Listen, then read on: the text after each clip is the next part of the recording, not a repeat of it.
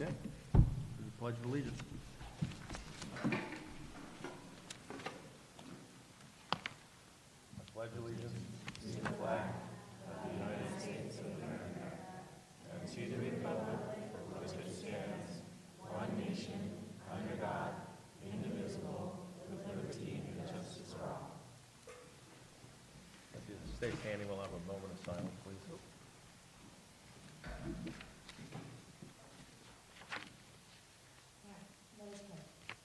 Dear Lord, thank you for today. Thank you for your loving kindness. Thank you for your grace, your mercy, your patience.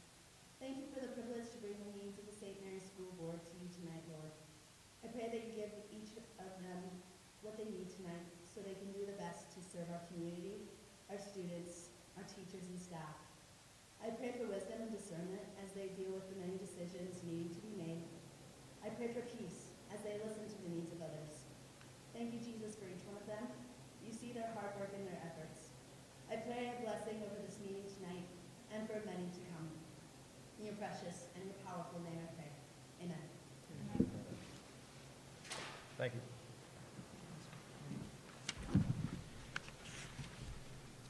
Okay. Consent agenda action items. Minutes for February 9th, 2026. Record of attendance, February 16th and 17th, 2026. Notice of special meetings, February 23rd, 2026. B, bills. C, financial report. D, employment. 1, Atlee, Jackson Gibson, Habron Elementary School, 21st Century After-School Program, student worker. 2, Caleb, Nathaniel, Kimberly, Maintenance Custodial Department, Maintenance Custodian. 3, Mark Leland Reynolds, substitute teacher / paraprofessional. 4, update for the 2025-2026 spring break or spring coaching and volunteer updates. Resignation of Elizabeth Ann Brebner, Food Services Department, assistant cook, dishwasher at the St. Mary's Middle School. And 6, resignation of Lisa Jean Douglas, Habron Elementary School, special education paraprofessional in middle school. So moved. Second. Motion, second. All in favor? Aye. Me.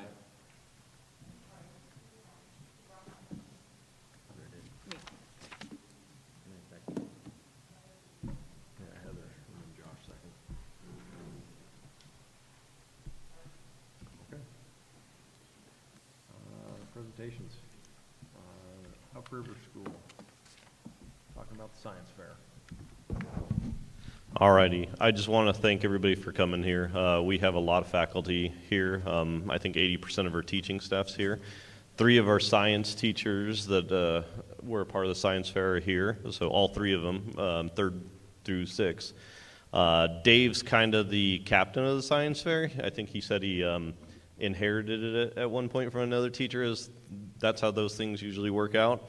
But every year, and I was telling Dr. Inch this the other day, I'm always blown away at how well it is ran, the thought behind it, how he assigns judges so they don't know which students they're grading, and it's just a really, really well done science fair. And we recently had a guy from KHQ that comes out, and we try to get him to do assembly here, and he always marvels that it's nice that we still have a science fair because they're kind of a dying thing because there's a lot of work for teachers, kids, and parents. And so I'm going to let Dave lead the way like he's done and talk a little bit about the students in the science fair.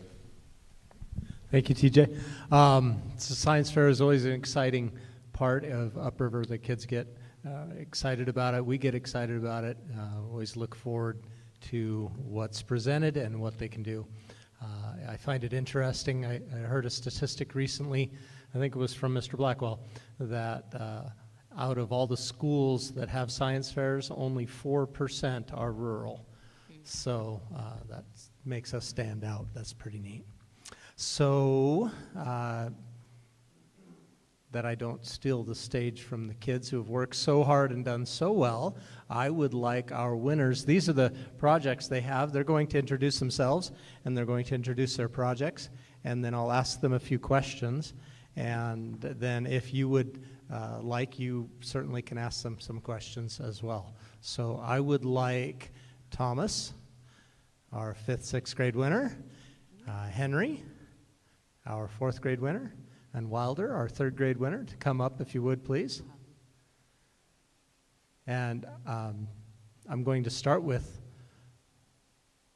I think I'll start with Henry, then go to Wilder, and then I'm going to finish off with Thomas, who won our Best of Show. So, Henry, would you please introduce yourself and your project?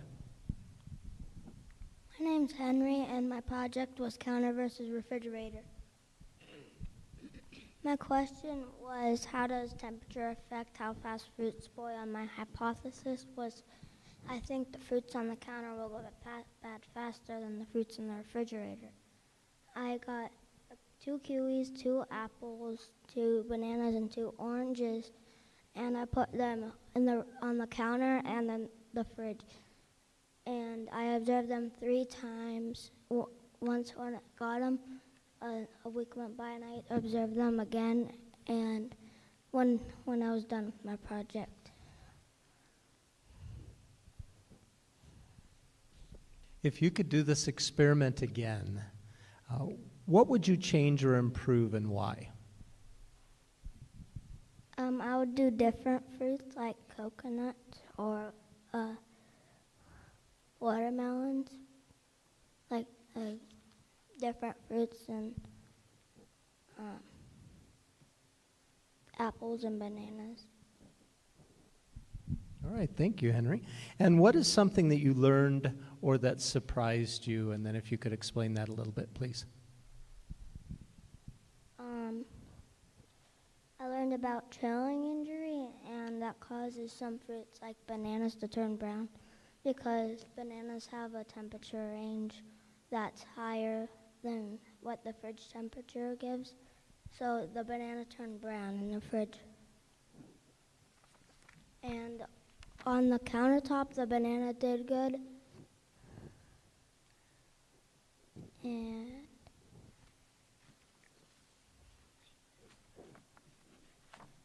And my hypothesis was right. The fruits on the counter will go bad faster than the fruits in the refrigerator. All the fruits went bad or kept good in the fridge except the banana. Wonderful job. Thank you, Henry.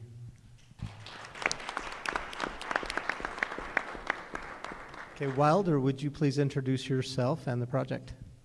My name is Wilder, and my project is Magnificent Magnets.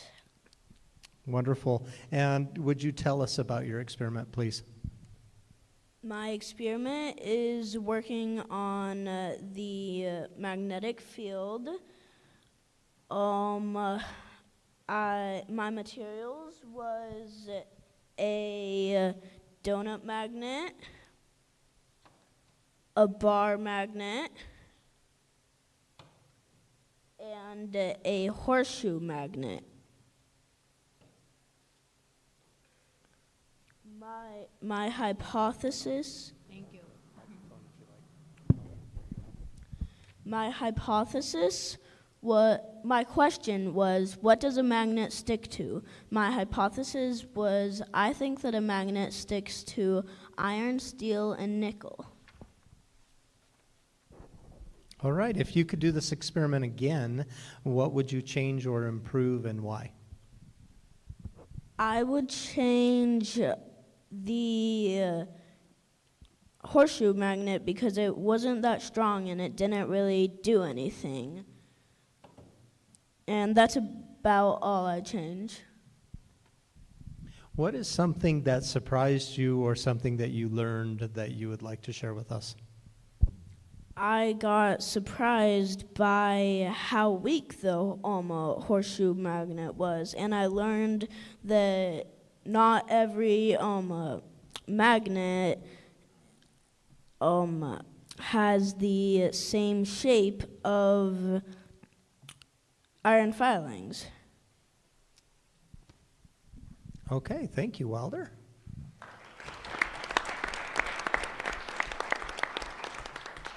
I want to add with Wilder, their competition was so tough in the third grade. There was between 3 judges, 1 point between first and third. So second and third, they tied actually for second. We had to have another judge come in and judge those projects, and they were separated by only 1 point by that judge. So very close competition. They did an excellent job. Now, after they have been judged by our first round on Thursday, where they meet with 3 judges, or they don't meet at all. They aren't there at all. The 3 judges come, they look at all the projects. They have no idea who they belong to. They're just judging them based on the project itself. Well, the 3 winners then have to prepare and be interviewed, more or less, by another panel of judges in person, and by telling them about their project and answering questions. So that's how we determined the best of show, and our winner was Thomas, and I would like Thomas to introduce himself and his project, please. My name is Thomas Hosford, and my project is ACDC, Acidic Citrus Delivers Current. Thank you, Thomas. Would you please tell us about your experiment? My question was, which citrus fruits produce the most voltage? My hypothesis was, I think fruits with more citrus will produce more voltage. I had to get four fruits, and I had to use this to measure them, but I didn't. At first I thought I'd just stick one end into the fruit and another end into the other side, but that didn't do anything. So then I did research on it, and you need 2 different metals that will produce, one of them doesn't, one collects the energy and one gives away the energy. And the metals I used were copper and zinc. Was there anything that you would change, or anything that you would do to improve this project if you were to do it again? I would change the fruits and see if different metals worked on it. All right. And what is something that you learned or that surprised you? And please explain. Something that surprised me, it surprised me that fruit can produce voltage.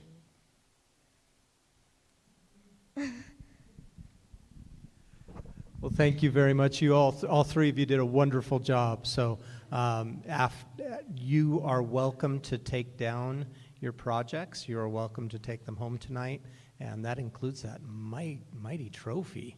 So congratulations, you guys. Oh, and I apologize. I did say you would get an opportunity to ask questions if you like, so there we go. Josh. Yeah. So questions for Thomas. Which one of your fruit generated the most electricity?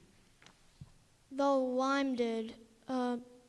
I kind of had to, it wasn't exact because it doesn't have the reading down below where it was, so I had to estimate, and the lime had the most overall, and it was 0.85 volts. I got one for each one of them. So, question for Wilder. Do you know why the horseshoe magnet was the weakest? Because I honestly don't. I think it was made out of a weaker metal than these 2. I think that's why it was a little bit weaker.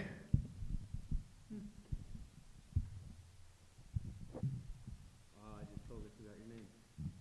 Henry Thomas and Wilder. after the bananas turn brown, did your mom make banana bread? No. Killing me. Killing me. Too busy prepping. I asked the same question. All right. I can only do 2 serious questions at once, and then I gotta find out about the food. No. Are there any other questions from the board? Good projects. A lot of hard work.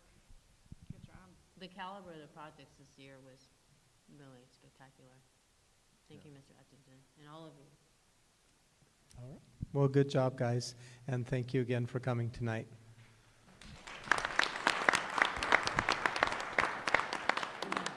Do we want to do We're it going to over do in a front of their picture with projects? the Get a picture? board. Or, where do you want the photo? Here? Yeah. Okay.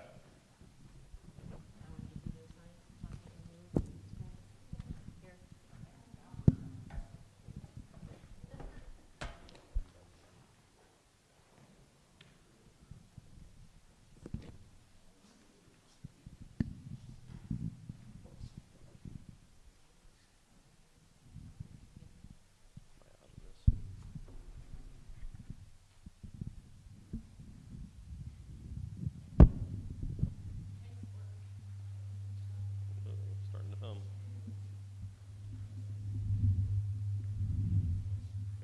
Oh, I know.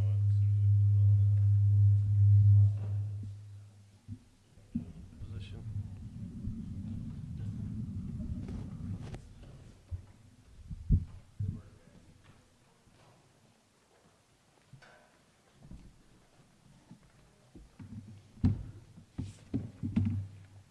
All right, monthly building department reports. Principal Blackwell.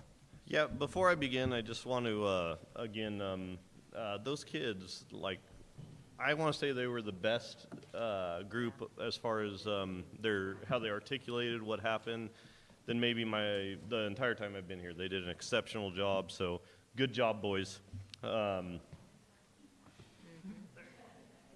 Anyways, also, on the note that showing appreciation for teachers and the extra things they do, and chaperones and coaches.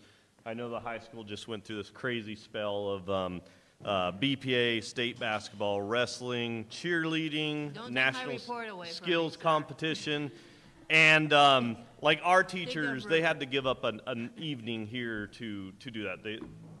I know coaches. Like 1 or 2 of them get compensation. It's not much, but it's nice. Not all coaches do. Not all teachers do for spending the extra time what they do. So I really, really appreciate the opportunities that our kids get because of those chaperones and coaches. And yeah, I'll let the superintendent give the shout out on the job that people did. Good job, Josh. 3rd place. So that's the only thing I'll say. So outstanding. In fact, Josh, I always look forward to you coming with a special haircut, just because of the 1 year, 3 years ago, and now I hope for it. And anyways, It's supposed to happen. Timing has. okay. Well, nothing beat the pink polka dot that 1 year. So Yep. It might this year. yeah. Okay. All righty. Wait, before You get wanted to started- start with something, right? Yeah, before you get started, we got our quiz. So we're gonna have a recall about how well from last month we remembered all these different acronyms. So there's one. Yep. So we're gonna see how well our teacher was, Principal Arcouche, and we're gonna see how well you retained some of this learning from last month. No pressure. There's one question for each of you. Okay. We got some jack bucks or panther paws when you get it right, not if, when. And if we need to phone a friend, you can. Or if you need to pass and go to another question, we can do that. Ready? Oh, no. Yes. If you know this one, let me know. What does PLC stand for? Anyone? I should know this one. Yeah. I should have brought up a little cheat Learning, sheet. some piece, learning. Learning's in there. Curriculum. I know it's got to do with collaboration.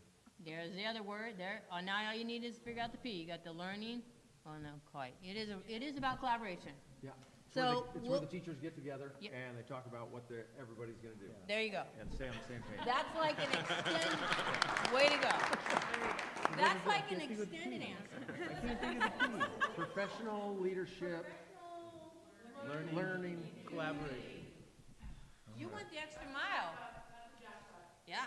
So you can turn that in and get yourself a school supply. I'm gonna have to show up at the middle school to spend this. Should really give you two, because you, school supplies. All right, here's the next one. Let me know if you know the answer, or we'll phone a friend. What does RTI stand for? It's when the kid needs a You gotta help let with a somebody certain else subject. Yeah, let somebody else. You gotta share the wealth. You can pass it on to Josh or Heather and phone Oh a my gosh. so they can get one right. It's, isn't it like a testing situation? Or like a My reteach brain's full. situation. Something to do with reteach. It's retraining, teaching instruction, something in teaching instruction? Getting close. Yeah, it's when they need more help in a certain subject. They'll spiral back to it, type of thing. Another buck his way. So, I don't know, there's so many acronyms, I it's tough. Heather was, I can't. Heather, you were very It's like close. I see it, but I can't. You're right. It is about reteaching. Yeah. And giving some extra instruction, so we're gonna think it's give you remedial. that.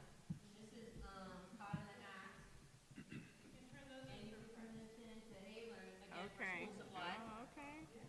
You know, the school board binder didn't come with a glossary of all these. I know. That's a good point. That's something that could be a part of our reteach. That would be helpful in the school board binder. What's the, know what it is, What did the letter stand for? Oh, response to intervention. oh gosh, see. I should have wrote the answer up for you, sorry. Okay, here we go. BLT. Because Mr. Blackwell is gonna use this a lot tonight. Bacon, lettuce, tomato. Yeah. I've never heard that. We were told it wasn't BLT at the last meeting. It's not, right, I'm it's still the stuck other. on BLT. I think I remember It that wasn't they go bacon, into a tomato. meeting, Yeah. and at one Yes. point they brought BLTs to the meeting. There you I go. remember that, but I Yeah. don't remember what the Remember who the name they was. is? Yeah. Good job. So the they is the building leadership team. They go into a meeting, you're very right. Here, I'm gonna give you Panther Bucks, or Panther Paws. I don't think I deserve that one. Yeah, you do, I didn't They went deserve mine. together. I knew it was important. There you go. Thank you. We're on the right track. We're moving towards mastery. Okay, well, I guess that's it, because you want one more? What about, like, Oh, here you go. SPE Here you go. What does cohort of students mean? A group, It's a group. a group of Come on, or Josh. collaborative group? There you go. The collaborative group movement, like grade 3 to grade 4, it's called the same group of kiddos. Okay. They're peers. School supplies. All right. Oh, sorry. We have bouncy balls and things to get in trouble with, maybe. Okay. Oh. So.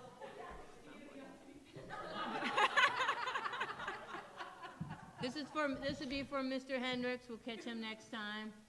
And then, of course, I had the bonus round, but maybe we should just call it good. Everybody won. Everybody got one answer, close to one answer right. Yeah, no. ISAT's the testing. Yeah. Idaho Standard Achievement Testing. Yeah. There you go. Nice job, man. That's the multiple tiers of systems of support. That's a hard one. Heavens. You probably know IRI. Look, I got a little cheat sheet for you. I mean, Idaho I don't know what reading. I know what it means, but. Yeah, it's I Idaho wasn't even reading. close on that one. Well, again, Principal Blackwell will be mentioning IRI tonight. Okay, so we got some feedback from our students on how we can be better teachers to prepare you next time. Thank you. We're gonna have a little binder with notes, a resource, and now you got to check how good your recall was. And now we're gonna have Principal Blackwell present his data. Thanks, everybody. Alrighty. There we go. I want to also give a special shout out to Buzzard's Roost, that big trophy you guys saw that Thomas took out. He created that, built it for us, something very generous that he does every year. So we're thankful for Buzzard's Roost doing that. And Thomas, he's actually a 2-time science fair winner. So do they get to keep that trophy? Yes, They don't yeah. have to For bring the it whole back? year? Never have to bring, no, it's his forever. Oh, wow. So, yeah, and so Thomas, Trophy.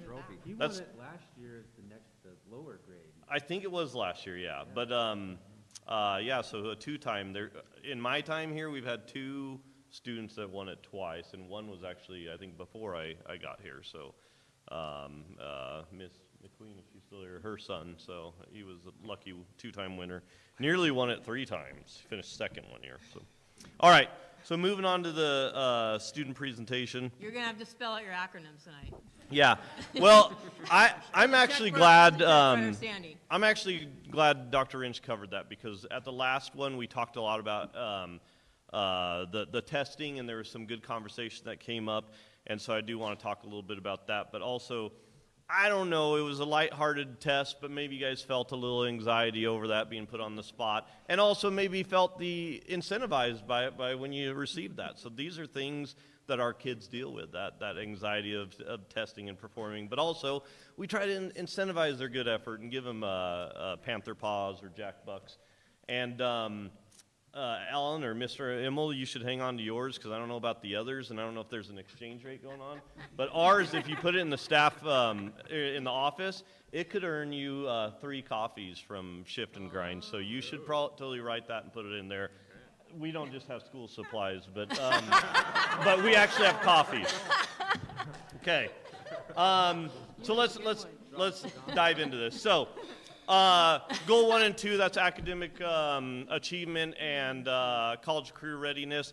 What you probably won't see on here is, but we spoke about it, we do invite people coming in to our school with local careers, but also some other careers. I'm hoping that ISP is going to be here soon. We just had a guy from Guam who was a Army vet and a mariner, and he actually, and author, he wrote an article about our school and a student, so it's elementary school, but we're trying to expose people and get them thinking about careers. So with the goal 1 being the focus, our school goals are on the right. So we want to have 55% of our 3rd through 6th graders achieve proficiency on the ELA ISAT. That's how we want to support the overall district goal. We want 70% of K-3 students to achieve proficiency on the spring or the end-of-year IRI, which is Idaho Reading Indicator. And we want 65% of our 3rd through 6th grade students to achieve proficiency on the Math Summative ISAT.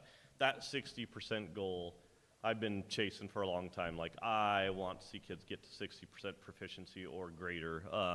It's kind of what feels like a special thing. But as we talk about data, since that was brought up and we talked about how much testing kids maybe do and should we cut back, we use what recently I heard this again. I've heard it before, but recently we sat in on some PD, and the guy called our end-of-year data, which is mostly what's all on that easel there, our autopsy data, because you can't really do much with it. It's the end of the school lifeline.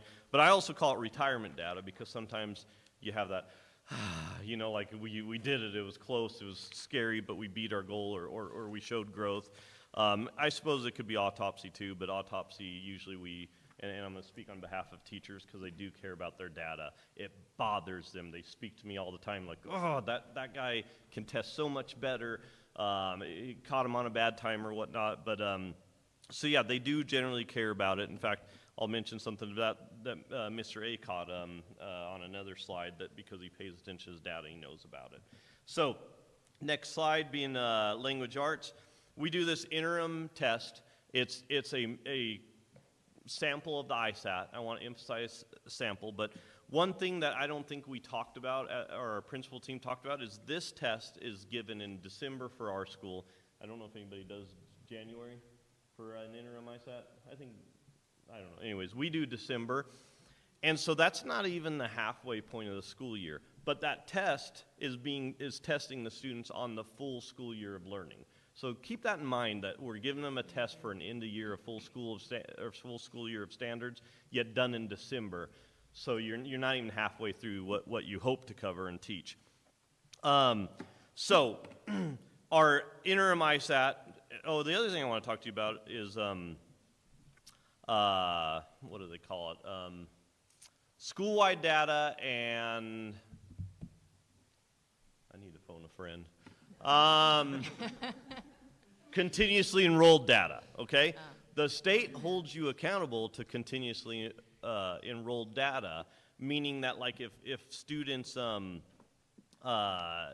meet a certain amount of days here, you can pull them out, or it gets pulled out automatically. I swear they used to display this on their report card. In fact, I spoke to one other state person that was like, I think you're right, TJ, we need to talk to them.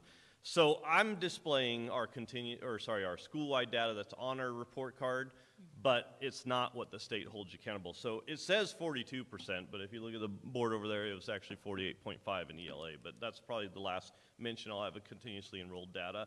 But so we did 42% on the school-wide state report card. Our mid-year, our interim was 41%. I'm really thrilled with that because when you compare to other school years where we had mid-year data, by my memory, we were in the, 25 to 35% proficiency range for interim, yet we finished at 48.5 on the continuously enrolled. So to be 41%, that is higher than last year's interim. Hopefully that means good things coming at when we get our autopsy data or retirement data at the end of the year. STAR ELA, STAR year we were at 59% proficient, mid-year we're at 59% proficient. That doesn't look good. We'd like that to be better. But there's some factors too, like I told you about teachers really caring about their data. December and January data, like when you look at September, October, November, everything's going up. December and January data, we didn't get good reporting for whatever reason. So we hope that's going to go up, and we expect it to. Math data, so end of year we were at 45%. I think technically 51.5. I know I said I wouldn't bring that up, but that bothers me. Like, if you're going to hold us accountable to something, that should be what we share. So our mid-year was 27%. That is a little bit lower than last year's mid-year. We were, I don't know, maybe 31 or something. And then STAR Math, so second through sixth grade takes the STAR Math. 36% was proficient at the STAR year, 45 currently. So when we break down the IRI, which is the next slide, we have a school goal of being 70%.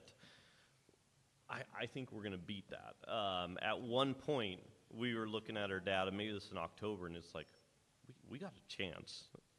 Don't want to say it too loud, but we have a chance of getting nearly 100% of our kids, we were hopeful. Not so sure now, but we were hopeful. So we're definitely, or I feel strongly we will beat the 70% goal that we set, though. Last year, as you note, we were at 76% on the IRI. That's amazing. That beat the state average. We're thrilled. We like to beat the state average. I'd say over and over again, our kids aren't average. They're above average, and so that proves it. And further, we also didn't just beat the state average collectively. We beat it in kindergarten. We beat it in first. We beat it in second. We beat it in third. That's amazing. A testament to the staff and the hard work that they do. So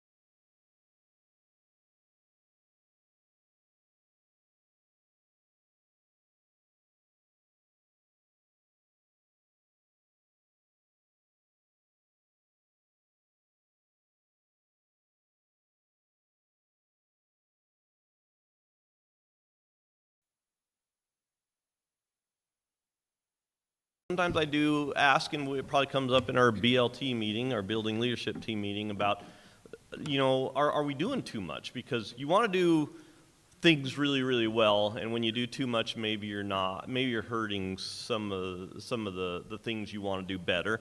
So we definitely want to be reflective about that. But there are a lot of things on here that kind of come easy, like setting goals with your students. The Behavior Coalition meeting twice a month, that's fairly easy. We can do two meetings because guess what? Just like that chart will show, if students aren't here and we have high chronic absenteeism, academics go down. And we see our chronic absenteeism improving over 4 years, while our math, reading, IRI improved in those 4 years. So there's a strong correlation. So going back to Behavior Coalition team, BCT, which was missed, we try to stay ahead of behaviors. If kids are out of class because we're dealing with conflict from the playground, they're missing important learning. So we're trying to keep the kids in class as much as possible, trying not to suspend them, and trying to stay ahead of behavior. So we look at trend data, where behaviors are happening more frequently. We spend a lot of time trying to make sure kids are in class learning. And so that's one of the many strategies. I'll let you guys kind of look over at your leisure, but just know this list is longer. I could probably put out 3 pages in that font of things that we're doing. Okay, goal 3 and 4. So goal 3 being safe, inviting space. Goal 4 being communication. Speaking of Behavior Coalition team, in our Behavior Coalition, we set behavior goals for our building. And so I have 3 of them displayed right there. So quarter 1, we want 75% of our students to earn a house point for demonstrating respect.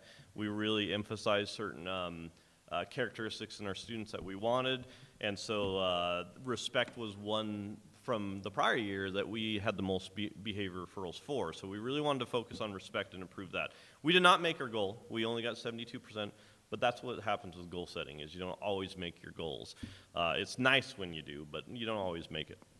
Quarter 2, we do a quarterly activity for students that don't receive 3 or more office referrals. Otherwise, it's school as normal. Idaho encourages schools to use the PBIS system, so that's my way of kind of linking PBIS into our school. And so if you didn't have 3 or more referrals, you get to do the activity. Otherwise, it's school as normal. You're still learning. You're still in class. And so we were able to make that goal. Quarter 3, I'm blown away at the improvements that we made on our behavior referrals. One year we had, over the last 3 years actually, we had 520 referrals one year. Then the next year I think chopped it down to 363. Last year we were at 105. And I think we're going to be under 100 this year. And there's a lot of factors, like, you know, our population these last 2 years have been similar, but it is less than prior years, but it's other things that we're doing too, and that's just to be totally transparent.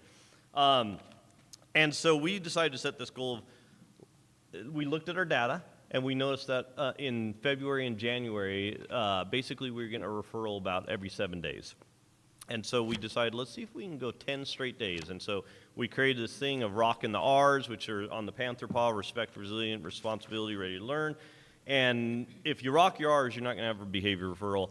And if we can do 10 straight days, we'll do a cool prize. And I told them that, you know, you trying to incentivize them, keep them excited.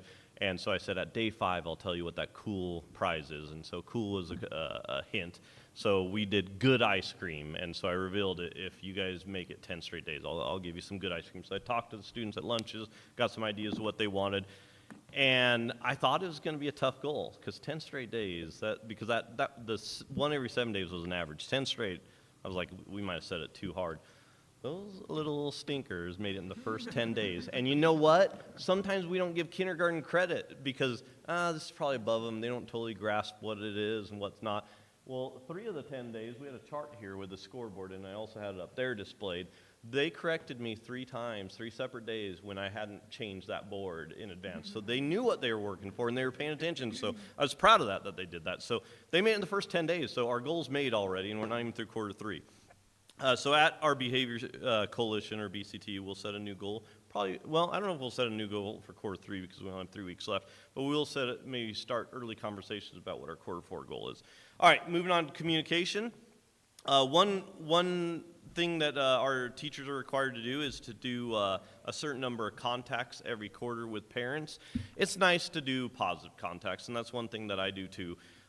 Because too often when you get calls from the principal or teachers, maybe it's not good things, but anyway, so as of the time I created this slide, our teachers were at 100% of meeting those required contacts, and it's a quarterly goal.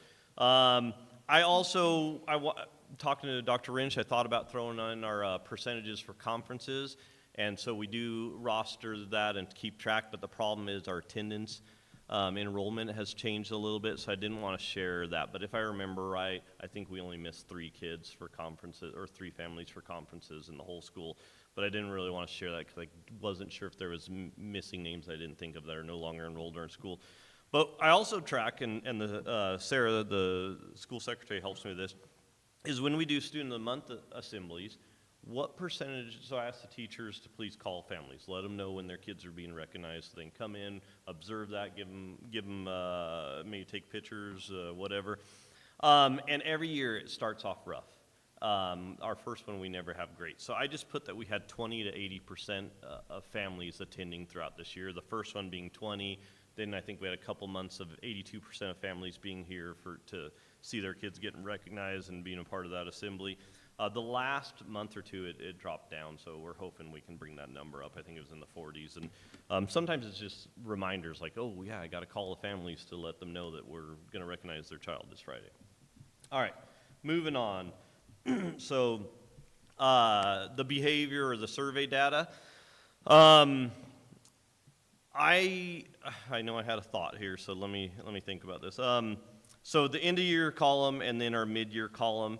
I actually looked at mid-year last year, and I gave the teachers a copy of that. And I think our mid-year, by my recollection, our mid-year data this year is better across the board, except for maybe one of them. It was off a little bit. So that's kind of what I want to look at it, because kids feel differently any day you take a survey, but end of the year, middle of the year, it's different too. So I really wanted to, and there was a teacher who asked also Mr. Atchison about how did it look last year. So I provided that, and yeah, by my memory, we were better except for maybe one metric. The thing that I thought was really interesting is that 71% adults at school builds relationships, and I know Peen, Bridget, and Victoria got to talk about that a little bit last year. That was last meeting. That was their lowest category too. So very interesting. Like, why is that one low across the board? I know a couple of them offered some suggestions about talking to the students about what it means. You know, are we doing I don't know, all night sleepovers, talking to the kids? No, that's not how we're building a relationship. But we're going to build it. Get to know them, treat them with respect in the school. So maybe we just need to define like what that might look like versus what they might think it look like or looks like. But overall, we're very impressed with that. All right, attendance rates. Again, this was I think for up to February. So I pay more attention to the bottom one, chronic absenteeism, because that's what the state pays attention to. And so one thing we learned last year about chronic absenteeism, because we've always tried to project it, because we do this with academic data too, but at our BLT, we go over at least monthly our data for everything I'm covering right now, because we do the progress monitoring, so not the autopsy data, the testing in between the autopsy data and the start of the year, I guess. We do that to kind of inform instruction, figure out where we're sitting, how we're projected to be. So that testing, because that was a big topic last meeting, it's important, and especially kids that are in RTI, response to intervention. We want to know how they're doing. Are our interventions working? Are we making strides? And so we do want to continue that just to see where they're going, so we can maybe make adjustments and inform our instruction. But as we've tried to track this chronic absenteeism, it seems like every year we're off a little bit. Well, last year, I think we realized that the state just randomly chooses a day in May, and they take that data for your chronic absenteeism. And one thing for you to know is if a student's only been enrolled in school for 20 days, but have missed 2, they will be listed as chronically absent. Kind of doesn't seem fair, but that's the way it is. So that our chronic absenteeism is kind of something we've got better at tracking each year, and I think this year will be a little closer projecting where it is. TJ, I'm gonna give you a 5-minute. Okay. Okay. Speaking of Second. attendance and chronic absenteeism, I know I've talked to Bridget and maybe other principals since, I don't know, end of January, throughout February. Horrible, actually, even into March. We had 1 week where, I don't know what our average was, but I know day one we were at like 21% of our kids gone. Tuesday was like 30%. Wednesday was 35%, or maybe even 37. It's been horrible, horrible. And I probably say this every year because every year I worry about, ooh, are we going to hit that goal of ELA or math or chronic absenteeism? I am worried, and I'm probably say this every year, but I am worried. Like we have had kids miss too much school up to this point. We have 2 kids that have missed 13 days just in this quarter alone. Our student days are, I think, 174. So in 1 quarter, they have nearly met the chronic absenteeism rate. And sometimes, Qualifies them for chronic 10%. absenteeism. what qualifies them? Yeah. Okay. Yeah, 'cause you Ha- got 93.4% are showing up Daily. for school, but then what makes you hit the 20? So when they miss 10% of their school days, that counted. labels you as chronically absent. And So so, that's 6.5% have missed 10 days. Kinda. no, look at the bottom one that says chronic absenteeism. That's a daily percentage rate. This is why it kind of gets confusing. So if we were to use that 20.9, that means 21%, all round up, of our student population that's enrolled has missed 10% of their school days up to this point. That number technically could go down because as we get more school days, but again, I look at the magic number. I think there's 174 days of school. So really when a kid hits 17.4 on the school year, they're chronically absent if they're enrolled the whole year. That example of a student who's been here 20 days, his number is different. It's now if they miss 2 days, they're 10%. Does that answer your question? Yeah. Okay. All right. Next slide. This just, it's also on that easel, but our team, our BLT team, I'm trying to use that a lot for you, Dr. Lynch, has, like we don't Please just spell it hope, out, though. we don't just hope it gets better. We implore strategies. Sometimes I feel we got to give it a shot in the arm and make things exciting. So we did like a March Madness type thing last year. Went better than I thought, but we're doing class rewards that they choose. It might be root beer floats. It might be extra recess. I mean, it just kind of varies. But we're trying to get kids to know it's important to be at school. We're trying to educate the parents, too. It's important if they're at school. That ESOL, please look at it, hadn't. There's correlation. You're at school, you're going to learn. And so we're very proud of this, though, because when I started out here, I heard our district was bad with chronic absenteeism. I heard Upriver was especially bad. And through a lot of effort with our team, I think we actually led the district the last 2 years. I would have never predicted that, especially as far back as 3 years ago. The transformation has been impressive, and really makes me sad that we're probably not going to improve this year. At least that's me playing my sad violin right now. Hopefully I'm wrong. Okay, discipline data, same thing. They got to be in school if they're going to learn. Our suspension rate is exceeding what we were at last year. There's only been one situation where a kid was suspended so far. Hopefully we keep that. Our infractions rate, we were 36 at the mid-year. Last year we were at 102, so we are on pace to be below 100 for the first time that I've been here, and that's exciting. Like I said, the last 3 years, 520, 363, 105. We're really making some difference. And again, it's correlated to the academic achievement. They're in school learning or in class learning. Action steps, again, there's a lot of things on there. We do more than that, but these were some of the ones that I wanted to share. I could probably give you 3 pages. Just noting that towards the bottom, second to the last bullet point, we invite families in and community for various assemblies like Veterans Day, our extreme science one that we just had, book fair, science fair. We try to communicate that, even the student of the month. We also implement PBIS. We do the behavior coalition meetings, the school-wide expectations that you see through here. I don't want to be a school of too many rules, but I want to focus on what do we consider important. Student feedback's been great about that. It's nice to have Mr. Jones and Mrs. Smith have the same expectations for you when you come into the multi-purpose room or walk the halls. All right. Next one, like I said, we had a lot of conversation about our testing. Do we test too much? In some cases, yeah, I think some of the requirements is excessive, but we don't test just for data. We test for growth. We want every test to mean something instead of being data rich. So this is kind of a mantra that we have in our behavior coalition maybe a couple times a year. So data is not our destination. It's not just to test. It's growth. So questions? Thank you. I think the only thing I'd say is like similar to probably what I said last month to the other principals. Kudos to you guys and just what the data is showing is improvement. So overall, Thank you.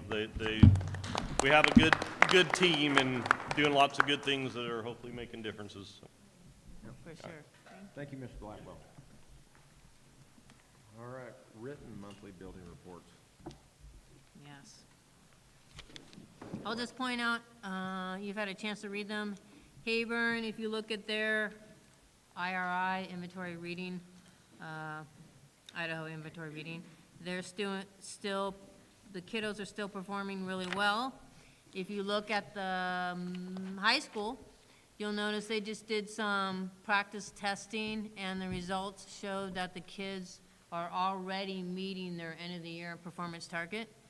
So we'll hope that continues with that upward trend. And if you look at the middle school, I just wanted to acknowledge their work on working with students to set goals, just to bring them into the equation, right? Like, so what's your end of the year goal? What do these test results mean beyond just a test? And then just adding to their motivation, and then what the teacher can do for them, but also what the students can do in terms of their action steps to continue to show growth and achievement. And so that's the building reports. And then again, I always like to give a special shout out to our departments. They're on the peripheral, yet they do so much. They're usually here before anyone. They're often here after everybody else has gone home, particularly the special ed department, bus department, and maintenance. So we just appreciate all of their hard work so that it allows teachers to focus on teaching and kids to be freed up to focus on learning. Building reports. Unless you have any questions, they're out there in the audience. Anybody have any questions? Keep up the good work. Looking good. All right. Thanks, team. Nobody has any questions? Drive Thank you for safe coming tonight. in. Yep, everybody was on that. Okay, D, patron, Jennifer Garnold. We didn't really get very much information about what you want to address the board about, but there is a channel that you're supposed to submit that to the Thank you. clerk, and then she sends it to the trustees. I didn't look at my email today.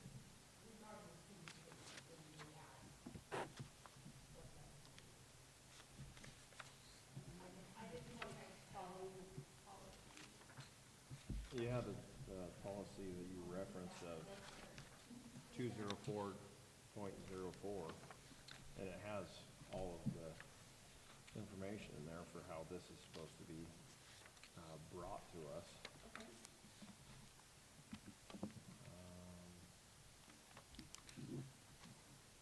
Yeah, it says that you're supposed to bring the information to the clerk, and then she brings it to the trustees.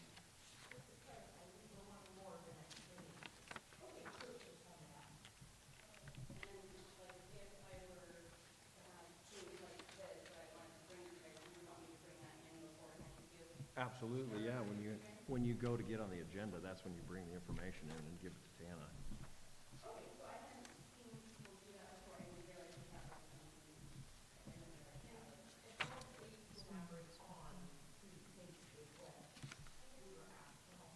Right.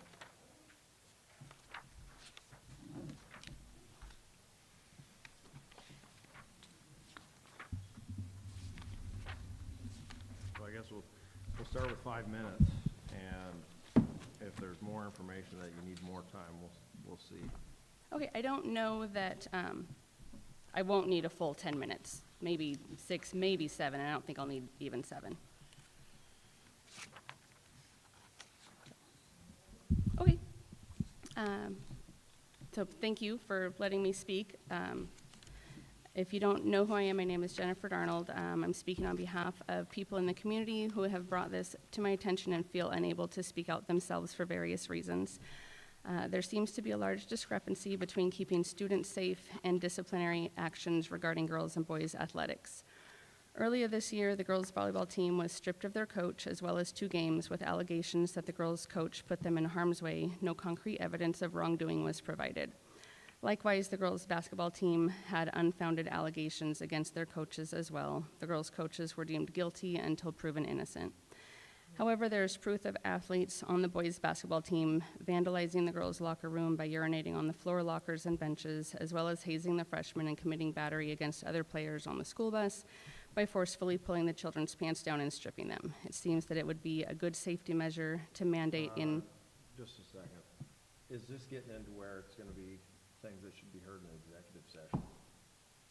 I'm not stating any names, if that's what you're getting at. Well, so it's a small district, so when you say the basketball coaches or that, people know who they are. Okay. So is that getting into where this should be more of an executive session issue? I would say you guys have that discernment. If it's becoming sensitive and bordering confidentiality. I Right. think leave it as broad as possible. I feel that I did. Like I said, I'm not saying any names of anybody. If you could, just maybe not reference specific sports. You can provide examples of maybe some incidents without student names or the athletic that they were participating in. I disagree with that. There's lots of coaches. I mean, there's across the different grades. She's not mentioning grades or specific Upriver, St. Mary's. When you're talking about high school sports, there's 1 or 2 coaches. Anything I to didn't do catch with it. personnel, it has to go in executive That's right. due to legalities. So, that's what I'm just saying, it's like very abstract, it's like the packet's very This is why it would big have been and nice if we would have been able to get this ahead of time, so we would have been able to review it, like find out what specific we're even incidents. going over today. Okay. Because it's pretty vague when you just said student safety.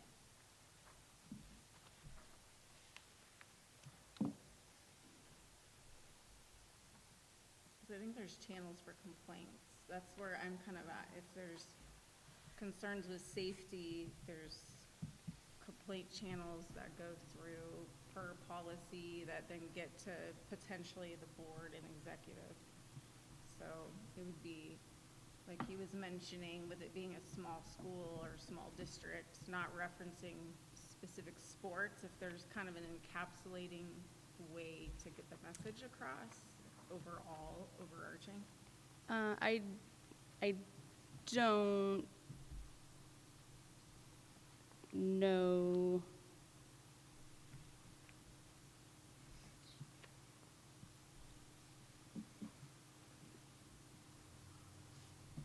I don't know that I can do it that way at this juncture. Because there is channels that are supposed to be followed. It starts with one, the teacher or staff, and then you bring it to them, then it goes to the principal or supervisor, and then it goes to the director, administrator, then it goes to the superintendent, and then lastly, it comes before the board. And the people that asked me to speak feel like they've done that, and it hasn't. Well, we have a policy that gives the amount of time that each, I think there's an appeal process Position too. has in the There's appeal that they would process. want to follow. Sure. It's all kind of part. So if it's like, say, somebody who's probably followed that process that doesn't feel like it was justified in the end, then they would need to use the appeal process, because it's in the same bucket. It'd be in the same case file, essentially. So instead of being a broad grab bag of information, it's hard to address specifically, especially in this setting, is the concern But that I I would think have. you're, in the broadest sense of the term, you're here to advocate for what some individuals that may have been directly affected by some incidents. Correct. To advocate for them Correct. to us. And my suggestion, I think I understand where you're going. Look, having the opportunity to quickly glance through this, and just by what you said, there's been some instances of hazing, bullying, things like that going on, right?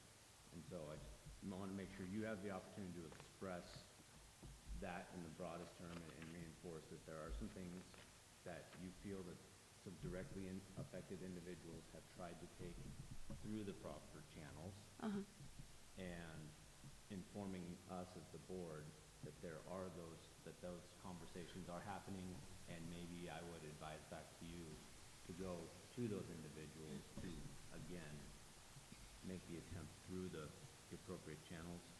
Okay, but also they wanted me to point out the discrepancy of other people not following channels that should have been followed. Okay. So, and that's probably all you would like me to say in this setting at the moment. But I think we do want follow-up in writing to Dr. Wrench so that we can have those instances to address as a board.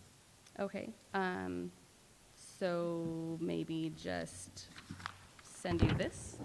Yeah, typically after there's patron comment or concerns, a person, often it's me and or a board member will reach out to the patron, so we'll follow up Okay. and get that information.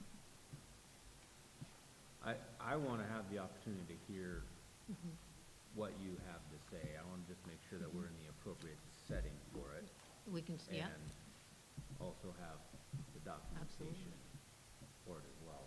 Just going off of, like I said, that 30-second scan, highlighting a bunch of very serious policies and the punishments associated with it in the Idaho code and whatnot. Right. Well, consequences that should have been associated that have not been. Correct. So I want to make sure that we address them. Just want to make sure that we're also not in violation of the human resource type of scenario. Sure, I can definitely understand that. Okay. well, I think like Paul and Heather said, and we could always set up an executive session. Okay, so then you'd like me to be finished for tonight and get this to you tomorrow? Is that my understanding? Yeah, we would have to set up, one of our regular board meetings where we have executive session if we're going to continue with going over this stuff. Okay, That'll be next month. all right, well, thank you for your time. We'll reach out to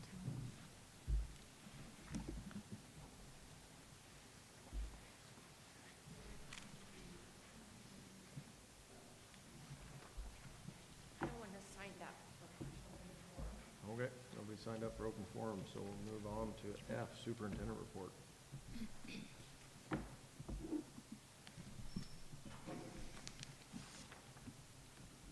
You have some slides in front of you, and I added some pictures up on the screen.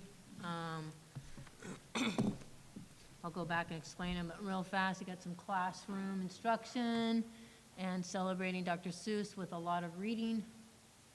You got the boys basketball winning state and returning to town yesterday. We've got cheer, who took first place in a couple of their big competitions recently, especially I think it was sideline and show. And then you got our business, there I could have done that acronym, BPA. Business Partners of America, who recently competed, and I'll speak to their competition. And then we also, this past week, had our Skills USA, so our wood shop and our welding folks were competing, and I'll speak to them in a little bit. And then we have our wrestling, who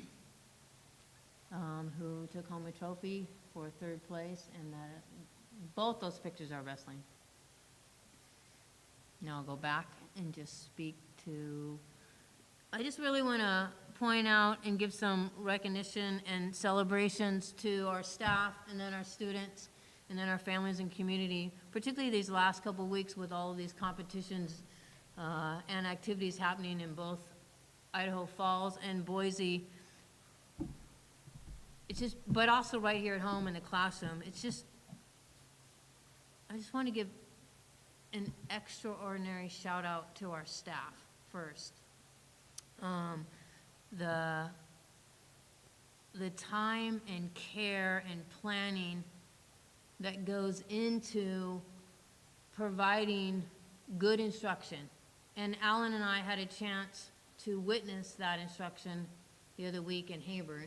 And I know all the board members, we've had a chance to visit in the classrooms and just see in real time, that's kind of the story behind the data points, is the opportunity to see in real time the planning and preparation, the relationships that the teachers are building in terms of good management and the kids feeling safe, and then this grade level instruction. And also then to watch and see and witness the kids, in addition to our data points, advancing towards and showing mastery of that grade level skill and concept. I mean, it's just a dynamite predictor of how well our kids are going to perform and how well our staff are doing.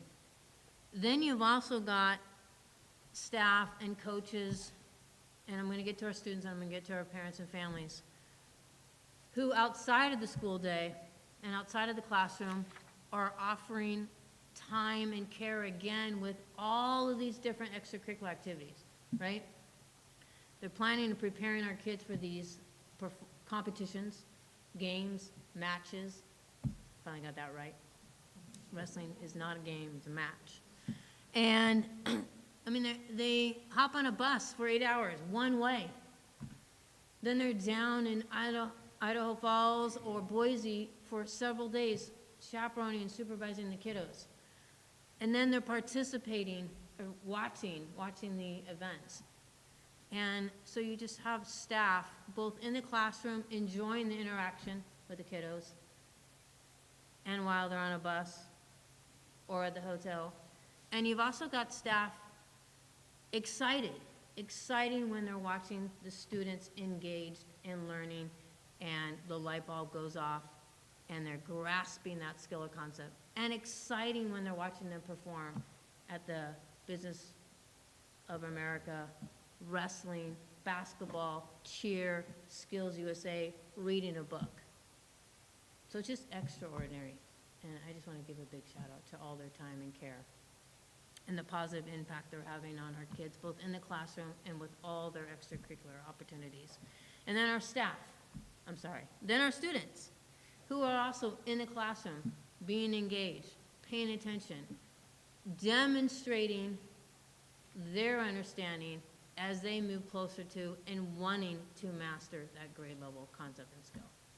And all of our students that are involved in all of those different activities outside of the school day, planning and preparing, on the weekends, hopping on the bus as well, down in Idaho Falls, I almost said Island Park, or Boise, participating in these events. And whether they placed or not, it's already quite an accomplishment for how they were able to perform. And then just recently, in this past few days, or really the past week, just being reminded for our families and our community how unique St. Mary's and this Fernwood area is. I mean, people loaded up their cars, people got on the bus, people hopped on an airplane, and traveled far and wide to go watch their kids or watch their friends participate in all these different activities. And then to greet the basketball team on their way back yesterday. So just, there's a lot of good, and there's a lot of great things happening.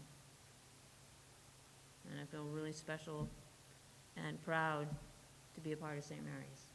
And I just really wanted to point out all the good that is happening right here.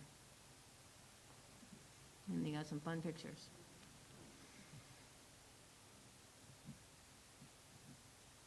And this is part of our story, which I think Josh Harvey talked about. What's our story behind the data points that shows that we're a successful school district? And this is a perfect example. And watching the kids tonight with the science fair, that was us in real time being able to watch. Well, we know the planning and preparation and teaching must have happened, and that was evidence of some students demonstrating content knowledge, grade level content knowledge. So all this is part of our success story.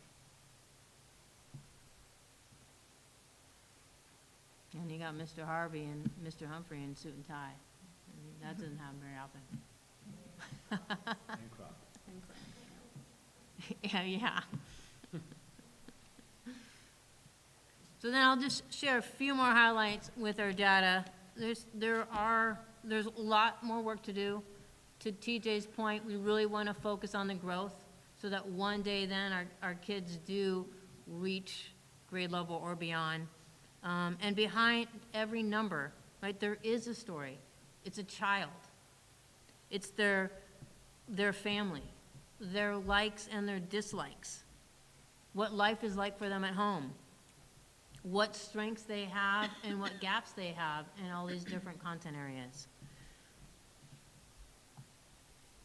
So there's a story behind that data point, and being able to watch and observe in real time is a great predictor of how well our teachers are teaching our students and how well our students are advancing and, like I said, meeting that grade level standard. So that observation data, when we get to be in the classroom in real time, that's a very valid and very reliable data point to pay attention to. And like I said, we're seeing good things when we walk in and visit those classrooms. Some other bright spots in our data.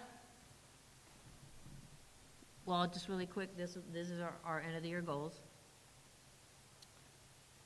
You've seen this a few times. I guess I could ask that for a recall quiz next time. Maybe that'll be next month. So some other bright spots with our data is that in the past, I'll start with language arts. In the past 3 years, there's been some growth in the number and percentage of our kids that are meeting the grade level standard or beyond. If you look at our cohort data, so that's starting with 3rd grade, you see an increase from the year before to last year. But then watching that same group of kids go from 3rd to 4th, 4th to 5th, 5th to 6th, 6th to 7th, and 7th to 8th, you see a noticeable gain in the number and percentage of kids that are meeting or exceeding the grade level standards. That's a bright spot in our data. And the other bright spot is with growth. The state has a calculation, and they've calculated that over 66% of our kids are growing at an adequate rate. That means they're growing enough that if they continue to grow on that trajectory, in 3 years' time, they will meet or exceed the grade level standards. With math, where's my math? A few bright spots in our math. In the last 5 years, you can see noticeable gains. We're not anywhere near where we want to be, but you can see noticeable gains each year in the number percent of our kids that are at or above grade level. Upriver also shared, they've exceeded the state average of over 55%. And then again, our growth rate, over 50% of our kids are on track that if they continue to grow at the rate they're growing, in 3 years' time, they will meet or exceed grade level standards.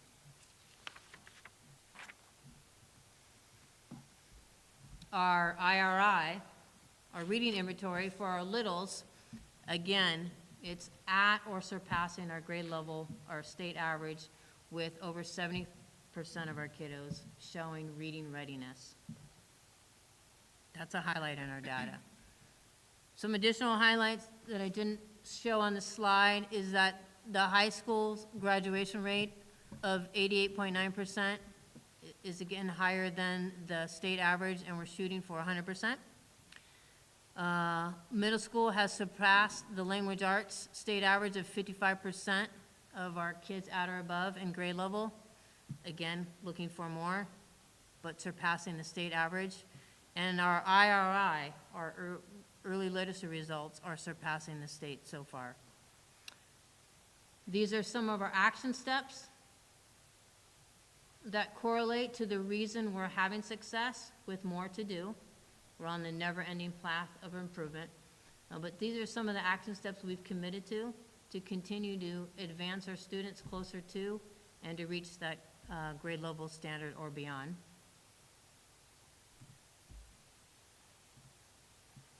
And again, we're going to continue to work in a way, there's more work to do. So we're going to continue to work hard because our goal is to work in a way that 100% of our staff are committed to those high-impact conversations, those high-impact instructional strategies we talked about, so that we see 100% of our students realize that vision we set for them. That when they leave us, they have the knowledge and the skills to be a productive and successful citizen. End of report. All right, thank you. Yeah, it's important to show that when the last bell rings at the end of school, that it's not over for a lot of the staff, you know, when they're doing like the science fair projects, they're doing the BPA, the coaching staff, Practice. they have a lot of work that they still put in after the day's over, Yeah. We've got a great group of individuals helping these kids out.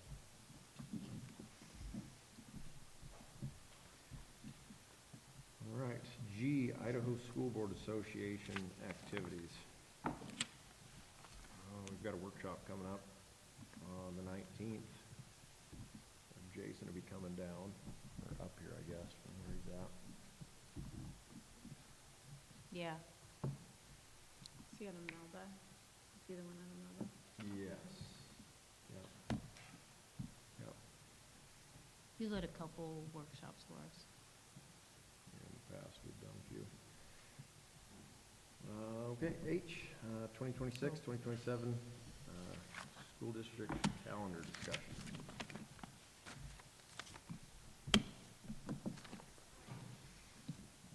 So as we start looking at our calendar for the 26-27 school year, I have a couple drafts for you to look at. We had some of our teaching staff look at these drafts, and our principals, if you will. So this is what we have so far. And do you want to see a copy of this year's calendar so I can kind of compare? Yeah. Yeah. So a lot of the big issue is Labor Day, being so Okay. late into September. Start after Labor Day. We always start after Labor Day, but Labor Day is on, Is it a Thursday this year? or not, always a Monday, but it's Monday. Yeah, But the date is weird. yeah, it's pretty far into February.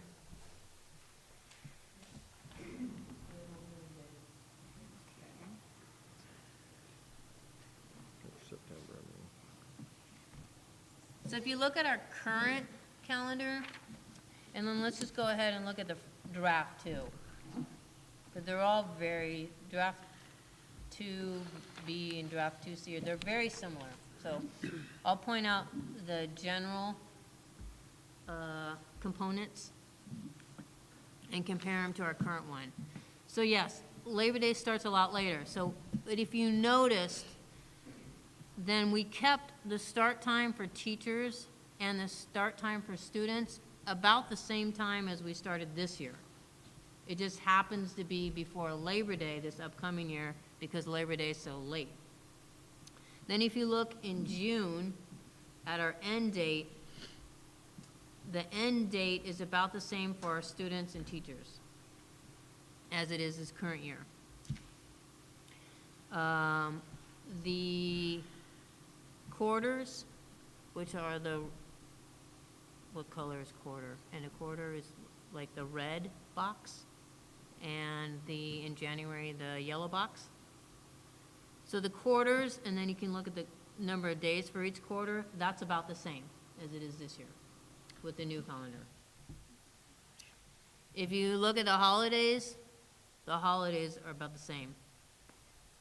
Thanksgiving, Christmas, spring break or Easter, you get the week, 2 weeks, week.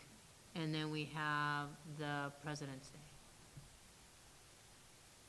So I guess my question is, because my brain's tired, Yeah. what is the main difference you'd say from the 3 proposed to the Yeah. current? And then from the 3 proposed, what's the main differences? So the main difference is, on the 3 proposed, is starting before Labor Day.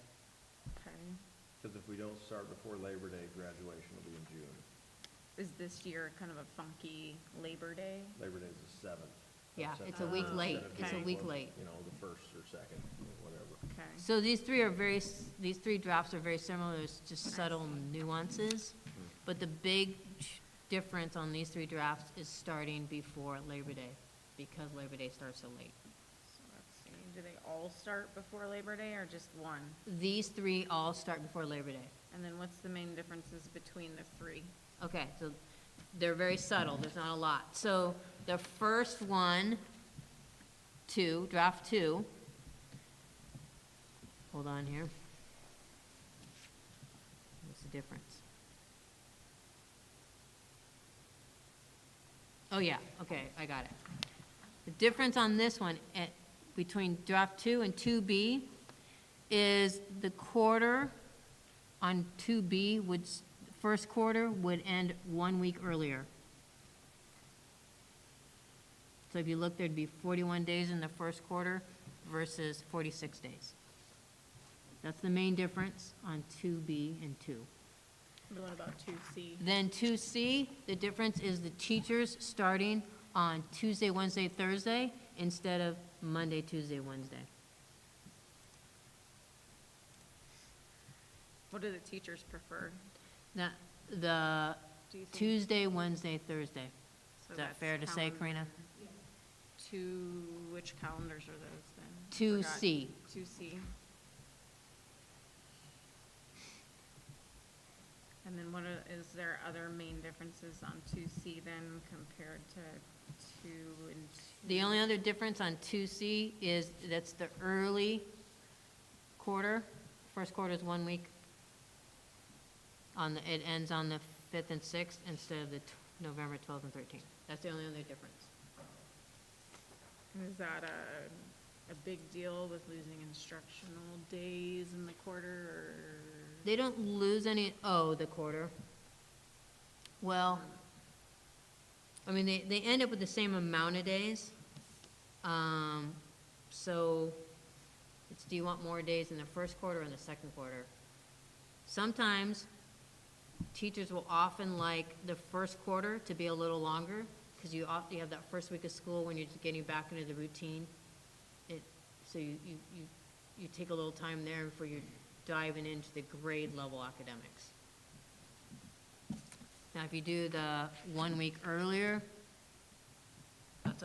all the quarters kind of balance out, so that's a nice thing. Principles like that, all the quarters balanced out, and you're just jumping right into the academics while you're also teaching the management of school. That's predominantly 2C?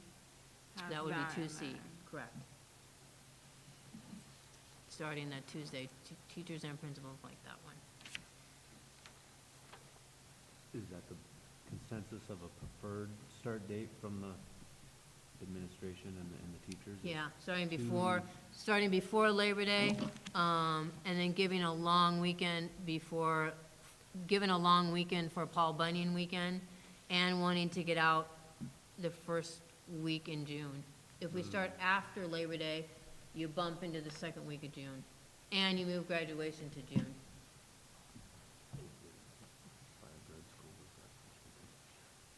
Right. Mm-hmm. Yeah, so You could, yeah, yeah, you have time to think about it. Mess up a lot of for having graduation always in May. You know, you bump it into June because of starting after Labor Day. Yeah. And Everyone fair's goes to school August for 20th, 3 so days we're before okay Labor there. Day, and then have a long weekend. The one other option that I didn't bring, we just recently thought of, is look at 2C. And then instead of having students start September 1st, Tuesday, we could ask people, do they want to start Monday, Tuesday, Wednesday, and then let everybody have Thursday and Friday off because it's Paul Bunyan weekend. I kind of like that. But that's just me. Right. Yeah. I think a it lot of makes people sense will to like start that. on a Monday. Since we're The already 5-day back, weekend. we're already back. Yeah, Monday, Tuesday, Wednesday, and then have Thursday, Friday, Saturday, Sunday, Monday off. Yeah, so I would bring 2D to you next time. I'd bring 2C and 2D. I'll create another draft. So that'd be starting August 24th. No, August 31st, 25th 31st. for the teachers. Oh, And then having students start, well, August 31st, Yeah. Monday. So that they, then the longer weekend with That Paul makes Bunyan. sense.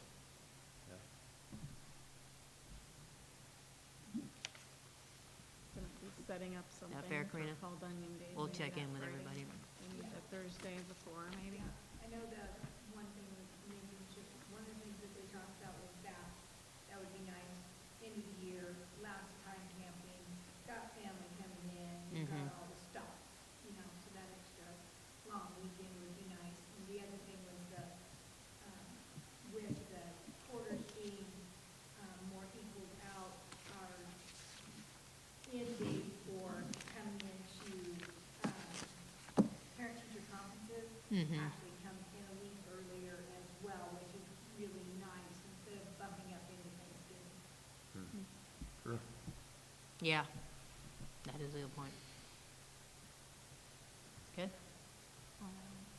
Good luck. And you have time to think about it, so if anything comes up between now and the next board meeting, I like it and too. we'll get more input from staff. Yeah, the preference, whatever the consensus is there, the preference, and Yep. it doesn't impact any of the normal holidays that they have No. off throughout the year. No. That all lines up the same as it is now.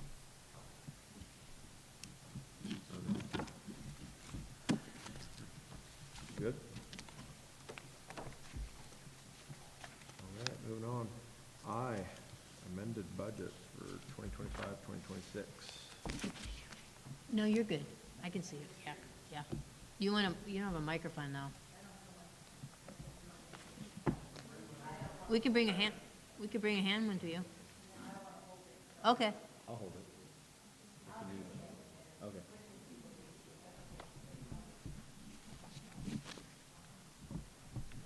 Someone hold it. She wants to be able to talk with her hands. Be Yeah. difficult then, Jeanette. I wouldn't do well with that either, because I'm always doing moving my hands. Such a problem child. Okay, amended budget. So back in June, these documents are in front of you, so you can look at them, take notes. And if you have any questions or comments, do interrupt, let me know, and we'll address them then. And Teresa will chime in with anything. These should be these are the documents emailed the middle of Friday? last week. Thursday, Friday. So we'll go over it again, and like Danette said, yeah, you can take Ask notes, any ask questions. questions, and here we go. So back in June, the board approved the current year's budget using projected student enrollment, projected average daily attendance, which affects our state funding, and projected staff salaries and benefits. Now that we have actual data for the current budget, statute allows us to amend the budget, which we normally do in March. Okay. So when we review the amended budget, we usually don't go into the details to how the things are calculated. We do that with the proposed budget. What we do discuss is the variances that we found from the proposed budget to the amended. Okay? So in a couple of weeks, when we schedule our proposed budget workshops, we'll start diving into the details and how they're calculated. So the first page was the general fund amended budget. The revenues and expenditures are in categories. And the first column is the approved budget. The second column is the amended budget proposed for tonight with the variances. So to start with revenues, the local tax revenues, and underneath each of these categories lists out what entails those line items. So the local tax revenues is the supplemental levy, which is the majority of that. That's the $2,073,385, I think it is. Tort levy, penalties and interest that we get from the county, and as well, this year we had a judgment levy we were able to do for Avista. They won a tax appeal for 3 years in 2021 through 2022, and so our revenues were reduced this last year in January of 2025. Looking at the county remittance report, I read it to be a $127,000 reduction in tax receipts. I did find out that that was inaccurate. We budgeted for the $127,000 levy. Actually, the net reduction was actually only $20,000, $19,855. So that is the variance of $107,000 decrease, is because the actual levy was only $19,855. For other local revenues, that includes all of the miscellaneous ones. That's tuition, the preschool peer, Avery tuition, interest from the local government investment pool, rental income, transportation reimbursement, etc. We have an increase of $19,000 for a total of $244,000, and that is due to tuition. We have more preschool peers this year than what we had budgeted for, and actually the Avery students were a little bit higher than what we budgeted as well. So an increase of $19,000 we'll see. For state revenues, I added a sheet that I don't know if Teresa had sent it to you, because state revenue, the total amount we receive is over $8 million, but it is in buckets. It's different items in the state revenue. Entitlement dollars is the first one. That's discretionary dollars, where we get a distribution factor times a support unit. We budgeted 46.3 support units. As of now, our support units are 46.1. So that is a small decrease, and that will affect our state funding. So for discretionaries, that's a decrease of $9,000. For salary apportionment, that is funding our certified, classified, and administrative staff. Support unit affects that as well. So that is a small decrease. Well, it's a decrease of $26,998. Benefit apportionment is Percy and Social Security for the amount for the salary apportionment. So since salary apportionment went down, benefit apportionment will go down as well, for a decrease of $5,657. Transportation is a complicated calculation. It looks at prior year's expenditures, it adds a block grant, and then takes a percentage out to pay for discretionary. So it's a guesstimation, and I had thought it might be around $700,000. As of today, it's $669,000. It hasn't been finalized, but that is what is on the website. So that's a decrease of $32,125. Could be different by the end of the school year, but probably not by much. And then other state support, an increase of $17,346. Down below is the list of the special distributions and other state support. The increase is coming from the literacy that we get to help pay for, we use that to pay for kindergarten. The state funds half-day kindergarten. We provide full-day kindergarten for those, so those literacy dollars pay for the full-day kindergarten. And that was an increase of $18,000. So with those, that net amount of decrease is $56,509 for state revenue. Now you're back on page 1. Now I'm back on page 1. The state Any revenue. questions on the state revenue? Went through that pretty quickly. The one last thing, there is no change, but we do want to mention the transfer in from the other fund. It's a one-time amount for this budget, $190,690. We want to mention that because we will need to address that for next year's budget. That was brought in. We had some additional salaries that we added to the general fund, and we're transferring money in to cover those salaries for this year. It was a new one to do. So, but we do need to address that for next year because it is a one-time transfer. If we don't need that, at the end of the year, if we don't need the full 190,000, we will transfer what is needed. We're not going to do the whole amount unless we absolutely need it. And when you say transfer, we're putting it into the fund balance.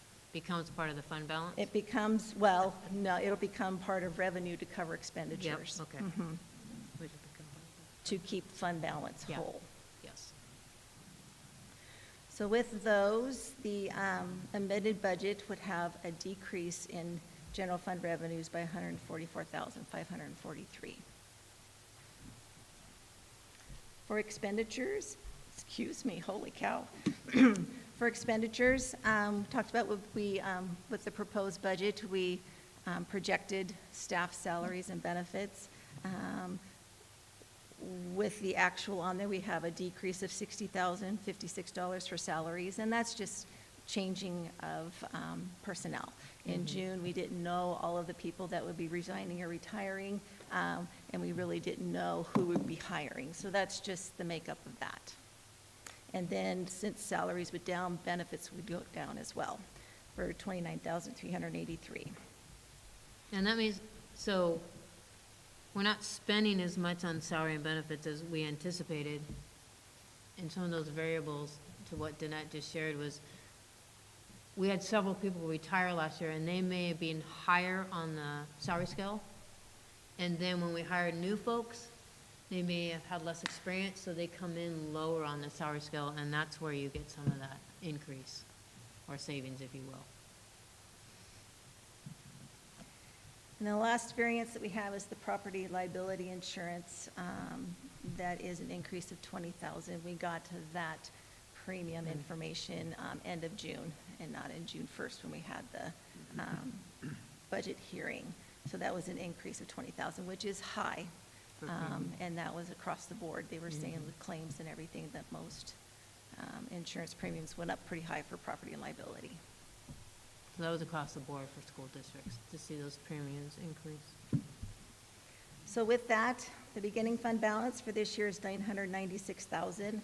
Adding the revenues and decreasing the expenditures, we would have an ending fund balance of $870,105, which is within the range that I would recommend an ending fund balance to be. I would recommend between $800,000 and $950,000. $800,000 covers 1 month of payroll, which we'd want to do that at the beginning of the year. We don't get our first funding from the State Department until August 15th, so we need to make sure we have resources to cover July payroll. Also, it's good practice to have a fund balance for cash flow. We have many grants that's cost reimbursement, so we need those resources to pay out first before we get the money from the state. And also, it's just good practice to have a fund balance to be able to, if there's any negative variances during the school year, we have cash flow to take care of those. So it's just good practice. So $800,000 to $950,000 is a little over 1 month's worth of expenditures. So it isn't a whole lot, but it's within reason. Another thing to point out is this is a balanced budget in that our fund balance is in a good range, but we are in deficit spending. If you notice, the total fund revenues is $10,800,000. The general fund expenditures is $10,963,000. So it's about $126,000 that we need to address for next year. Plus the one-time funds. Get revenues to equal the expenditures. Yeah. So that's something to look at for next year. Yeah. So the fund balance is in a good range for St. Mary's, like Danette said. That covers 1 month of operation. And I don't know if you had a chance to see, there was an Idaho Ed News article a while back on the percentages of fund balance for all the school districts. And we were on that low end where we want to be. We were in the low end of how much we had reserved in our fund balance, which is good. We're not putting extra amounts in. We're using it for the school year, which the money's meant to be spent for the school year. Well, we have enough that's recommended, again, to survive for 1 month of operations and payroll. So that's a good range. We're also anticipating a little bit more savings between now and the end of the year that would increase our ending fund balance. so maybe a little closer to that 900, 950. And while we're in a good range to what Danette shared, we are at deficit spending. So when we start our budget workshops and build our budget for next year, we're going to want to address that and get more in line with revenue and expenditures.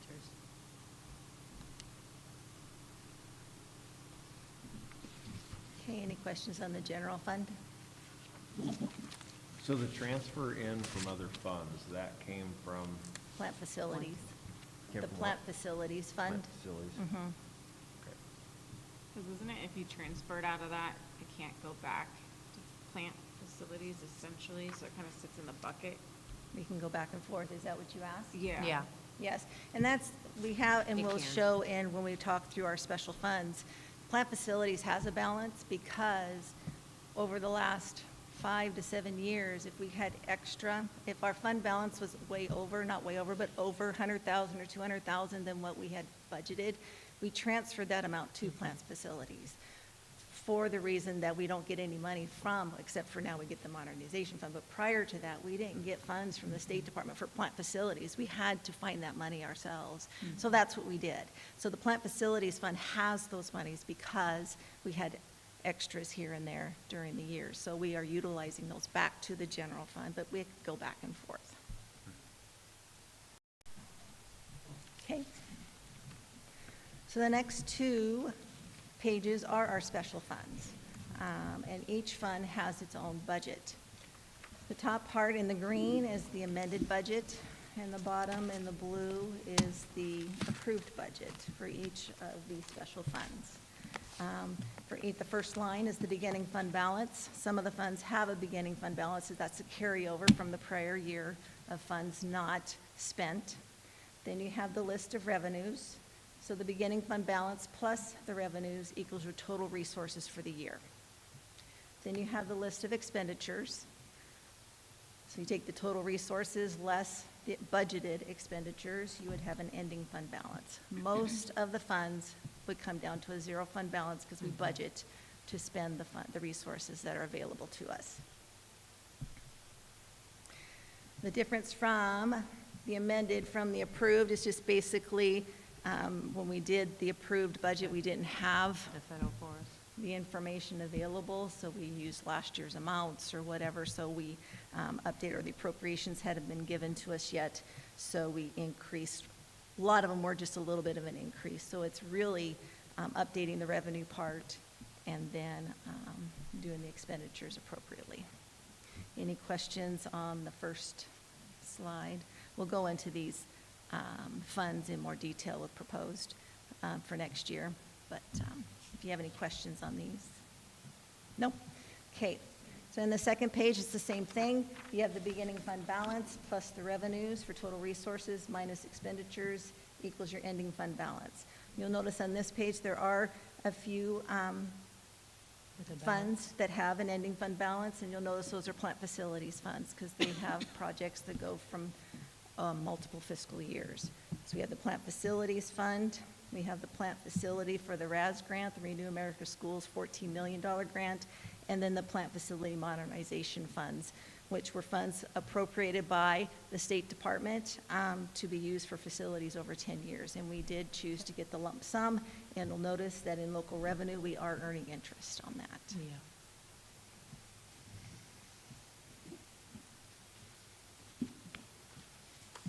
Yeah. In a nutshell.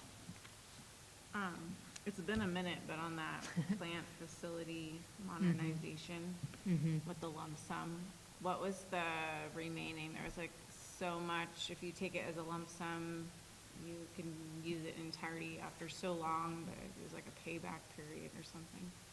You know what I'm saying? You either could get a guaranteed amount per year, or if you took a lump sum, you're almost kind of hanging on to it until it was guaranteed after like so many years. No, I don't remember I remember something about that payback thing if we didn't use it or something happened that they had to it wasn't They didn't have the money, guaranteed. they didn't actually get the money funding from the and all, bonds, maybe? But, yeah, maybe if the bonds don't do well with them, I Yeah, don't you know. But weren't yeah, guaranteed. there was a risk, a little Mhm. risk taken, but I think all school districts did the lump sum, so you Yeah. can earn the interest on it. We've already, Right. to date, have earned 150,000 on it to go towards projects, so, yeah. But I'll look at that to remind me what that, It was the bond what risk, that yeah, means, they yeah. actually didn't make the So money. it is taking a risk if you took in case their bonds didn't Mhm. come in to pay for them. But most school districts did take the lump sum, because then you have, one, you've got the money, and two, then you can be earning interest. Yeah, I just remember Uh, there was like it's been a few years, but a hold period where Mhm. people were kind of waiting to actually really utilize it potentially in case they had to pay it back, but it's been a few years, so. It's been a Yeah. couple of years Yeah. now, yeah, I think we're in the second year. So Second or third. we haven't, We've identified the 3 priority projects, which we should share with you, because that was part of the task before you got the funds. So we can share those 3 priority projects with you. I know one was here at Upriver, I believe it's the ceiling, and then Hayburn, some plumbing, just because it's a 100-year-old building. And I believe it was the floors at the high school, and that brought us to this amount. When we did the assessment and you identify all the repairs needed, and there's a little formula that calculates the cost, it came to 13 million. Just to give you some reference, we're getting 4. which is nice, because we didn't have that Yes. before, but Yes. it's not going to cover all of the needs No. that we have. Right. Yep. Okay. Thus, we try to take $50,000 to $100,000 from our fund balance each year for 10 years to build up that plant facilities fund. So then we have revenue for capital outlay projects. Savings, basically. Yeah. Does the interest earned on that modernization, does that stay in that fund, or? It okay, stays in has that to stay in fund, there. yep, yep. Yeah, good question. And you'll notice some of the other funds have investments, like, well, the plant facilities, local revenue, there's interest earning in those as well. So they stay in the funds that they are earned in. Yep. Okay, thank you.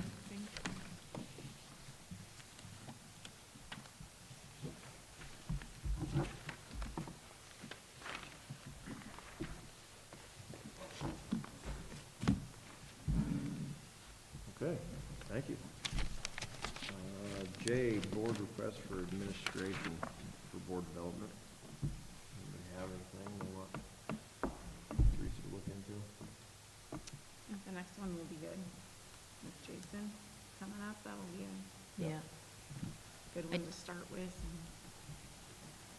I did do some homework and looking at other school districts on how, the process on how to name a building. So, I can share that someday. Not too many people have done it. Right. Did I? Yeah, okay.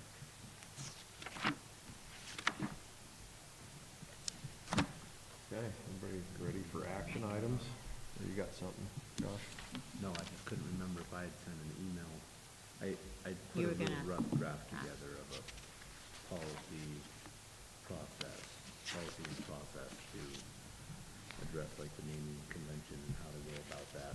But I just sent it to them to take a look at, and then we can all discuss it at some point in time. Yeah, probably the next policy meeting. Yeah, 'Cause that's one of the policies to look at. yeah. Okay. Yeah. Oh, yes. Oh, yeah. Yeah, we tentatively wanted to see if March 25th or 26th would work for you all.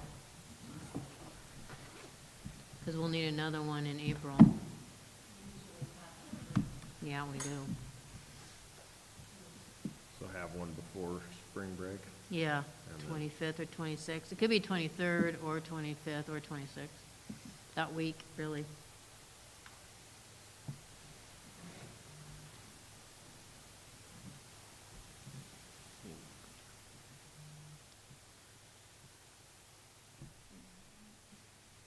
March 25th and 26th.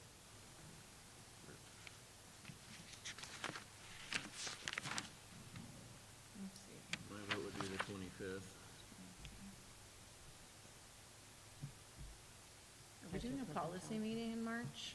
Or Well, are that's a we bouncing possibility for March 30th, because that would be the last, Paul would be gone. Yeah, I won't be around for that. that? It's like, I just don't want to get, Yeah. make sure we're doing the budget.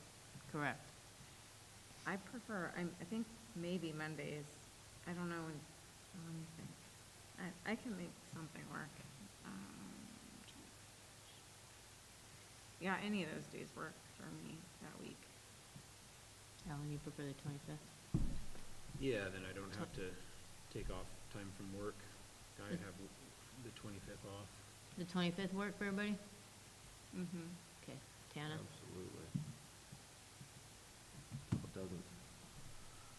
You need to pick a time, which are you guys 5:30, Danette? Oh, yeah. 5 or 5:30? 5:30? Go later. On the Whatever time 25th? works. That works for me.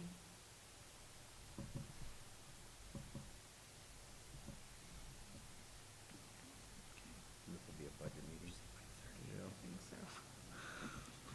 My brain's so tired and cold. Yeah, that works. Darn time shit.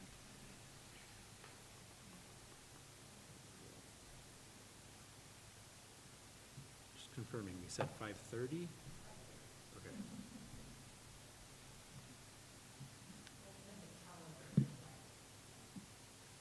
That'll be great. Let's I'll see. stop trying to mess around with that then. So do I gotta make a motion? Is it an action item? No. Sorry, my brain. I'm Yep. I'm like, I'm already moved on. Okay, all right, we're done with that. We got her all scheduled out.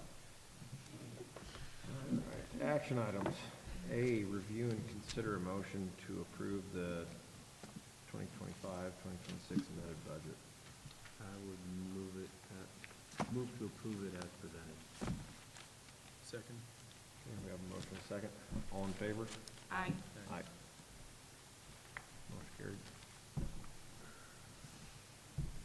B, review and consider a motion to approve memorandum of understanding with Tamarack Counseling Services, This is- PLLC. Yeah, this is just Heritage Health. We had the MOU with Heritage Health, who's no longer providing those services here at Upriver. So now we have Mike. You're welcome to, if you want to say anything, Mike, who was serving our kiddos here at Upriver. So now he's still serving our kiddos at Upriver. Same procedures, same caseload. It's just under Tamarack Counseling Services. So No it's like cost. Heritage. Just Now Instead of it's- Heritage, correct. Is the pricing similar? There's no cost to us. Okay. So yes. So moved. So the short of it is just the name change as a service Yes. provider. Correct. Okay, we have a motion and a second. I move. Me. Oh, Other than Alan.